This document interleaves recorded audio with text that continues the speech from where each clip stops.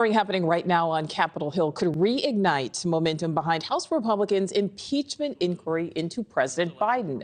The House Oversight Committee is hearing from two former business associates of Hunter Biden, the president's son. One of those witnesses is testifying remotely from federal prison, where he is serving a 14-year sentence for fraud. Democrats have called Lev Parnas, a former associate of Rudy Giuliani, who now says Republicans' allegations of bribery against the Bidens are, quote, not true. NewsNation's Joe Khalil is live for us on Capitol Hill. And Joe, we know there is a lot happening, but just as important to note who is not there today. That is right. And that is Hunter Biden, the president's son, who was invited here to testify. Republicans actually left an open chair at the table to sort of highlight the fact that he was asked to come today. He actually requested a public hearing and is not here.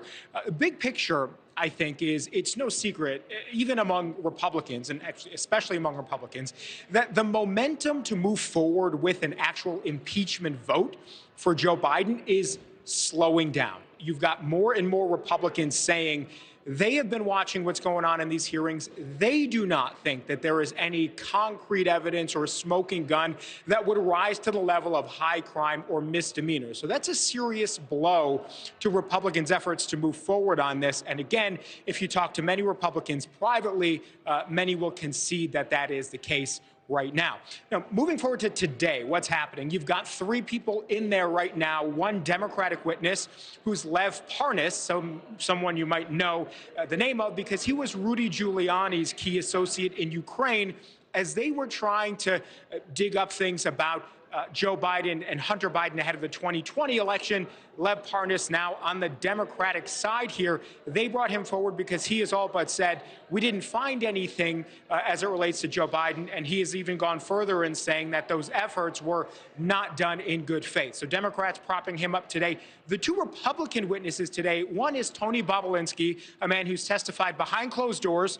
He's a former business associate of Hunter Biden, somebody who Republicans have brought forward. He's been combative, I think, is fair to say, with the Democrats here on the committee. And the last witness here is a man named Jason Galanis, who is testifying via video from prison, actually. So a lot here that is unconventional that you wouldn't normally see. And the narratives are the same. Republicans are continuing to try to show that Joe Biden had a hand in his son Hunter's business dealings, something, again, that Democrats have pushed back on and that the witnesses have pushed back on. And Democrats have been saying over and over again that effectively you've got nothing here, that you can talk about Hunter Biden all you want, but as it relates to President Biden, that there simply isn't anything, there hasn't been anything substantive from the beginning, and Democrats argue that continues to be the case today. Here's a snippet of what we're hearing from the dueling witnesses this afternoon.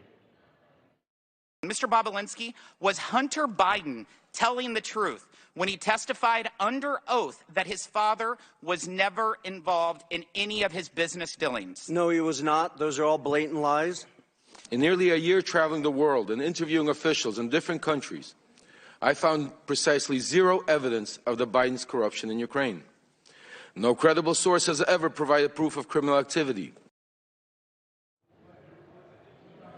So the key question now, because we've had a number of these impeachment hearings, is how this is going to end, what that looks like, and whether the committee itself, which is Republican-led, ultimately recommends charges or draws up articles of impeachment, that kind of thing.